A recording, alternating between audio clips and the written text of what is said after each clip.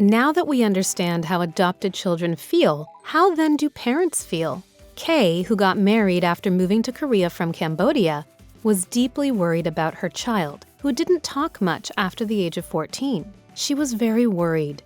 She says she felt guilty for not being able to be supportive of her son as he adapted to living in Korea, as both her husband and herself had to work for a living and even had frequent quarrels with her husband. One day, her son said this, "Mom, don't feel sorry because I know that Dad is working very hard." Hearing this, she says she was in tears and felt much better. Likewise, immigrant parents often feel a sense of guilt that they did not look after their children as much as they should have. They rarely have confidence that their children would fully understand them. They also worry about breaking relations with their spouses. Biological parents can also be feeling a sense of isolation despite the fact that they are used to the Korean society. They could also be feeling homesick and could be worrying about their parents and relatives at home. They hope their children can understand that they are trying their best as parents. So, what the child said in the previous case can be a significant comfort for the parents. Then, would only biological parents feel a sense of alienation? That's not the case. Korean step-parents can also feel a sense of alienation.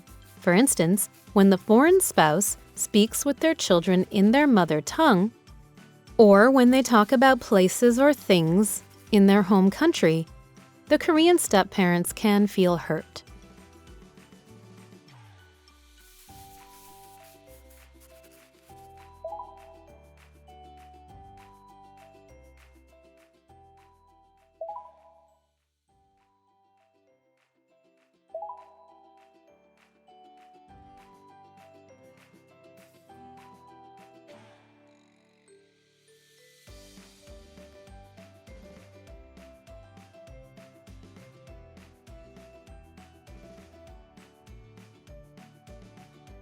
At times, they wish to engage in various activities, but they could also feel lost, not knowing what the child would like due to cultural differences.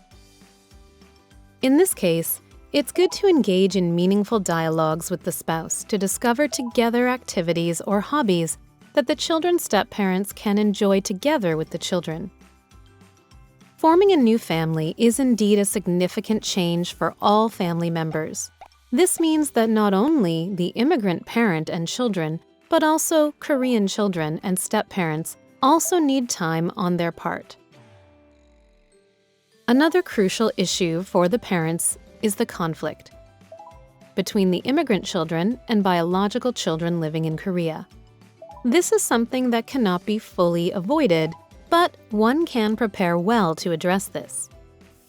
Firstly, together with your children, you need to redefine the definition of family. Unlike adults, it is not easy for children to understand that you can be siblings with brothers and sisters that do not share the same birth parents. Instead of forcefully telling them that we are all one family, you need to enable both Korean and immigrated children to understand each other. This is needed for the Korean child as well as for the internationally adopted child. It is good to present them with more opportunities to get to know each other more. I went to Jeju Island and took this picture when I was 9 years old. What did you do, sister? I learned how to swim when I was 9 years old. I am a good swimmer. Really? I don't know how to swim. Can you teach me? This could be ways for them to exchange their memories. In this process, they can also make new family history by going on family trips together and taking family photos. The key is to never rush and always keep the pace of the children. Another important factor is that both parents have consistency when raising children. Based on family consensus, including the children, it is good to build new rules and help them to fully understand them. You should never reprimand or judge the children. They need to understand that everything is carried out fairly.